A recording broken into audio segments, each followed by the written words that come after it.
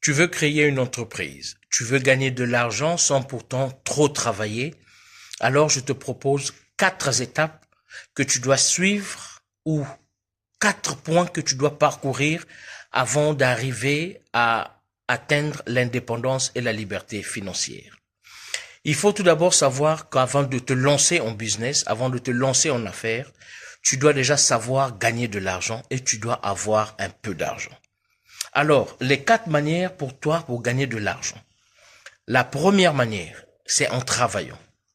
Tu peux travailler soit à ton compte personnel, en tant qu'indépendant, ou soit employé. Dans les 2 cas, tu dois échanger ton temps contre de l'argent. Et si tu veux gagner beaucoup plus d'argent par rapport à tes objectifs, tu veux avoir beaucoup d'argent chaque fin du mois pour que tu épargnes une certaine somme jusqu'à ce que tu investisses dans le business que tu veux te lancer. Alors ici, tu dois travailler beaucoup plus de temps. Que tu sois avocat, que tu sois médecin, que tu sois employé, tu dois faire des heures extra pour gagner de l'argent. La deuxième étape, c'est en vendant. Ici, je parle de la grande vente, je parle des traders, je parle des dealers de voitures, je parle des journalistes, parce que le journaliste, il vend une histoire, il vend une information.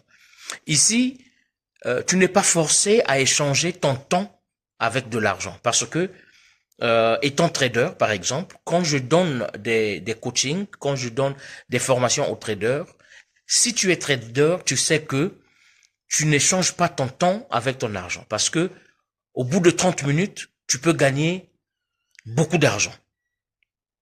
Alors ici, quand je dis de vendre, cela se base sur le prix du produit que tu vends, sur la commission que tu vas gagner, ok, et sur le produit que tu es en train de vendre. Donc, un trader peut gagner en commission 3 fois plus que son salaire. Donc, la deuxième étape, c'est en vendant. Et encore une fois de plus, ici, je ne parle pas des marchands, c'est-à-dire ceux qui vendent au marché et tout, non. Je parle de la grande vente, la vente industrialisée. Troisième étape, c'est en possédant. Tu peux posséder des actifs.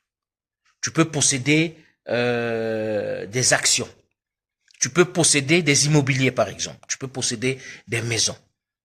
Ici, tu vois que tu ne partages pas, tu ne changes pas ton temps par rapport à tes revenus. Quand tu construis des maisons, plus tu as des maisons, plus tu as des revenus qui viennent sans pourtant que tu puisses fournir des efforts. Plus tu as des actions dans une société, tu as des actions dans une entreprise, l'argent aussi va affluer sans que tu ne travailles aussi dur. La 4e étape. Ici, alors, tu atteins ce qu'on appelle l'indépendance financière.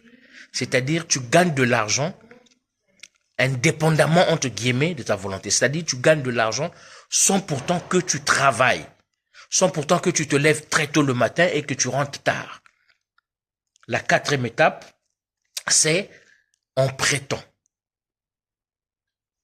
Tu as travaillé pendant un bout de temps, tu as investi dans l'immobilier, tu as vendu et tu as un bénéfice et tu vas prêter maintenant cet argent. Et quand je dis prêter, tu peux prêter à une entreprise, à une start-up par exemple. Tu peux te constituer en crédit rural, hein, des gens qui vont venir prendre des prêts, qui vont rembourser avec un certain taux. Ici, c'est ton argent qui travaille maintenant pour toi. Prêter aussi, tu peux faire ce qu'on appelle les bailleurs de fonds. Tu peux prêter de l'argent avec un bénéfice de 30, 20, 15, 40%, ça dépend de toi. C'est ce qui fait les banques.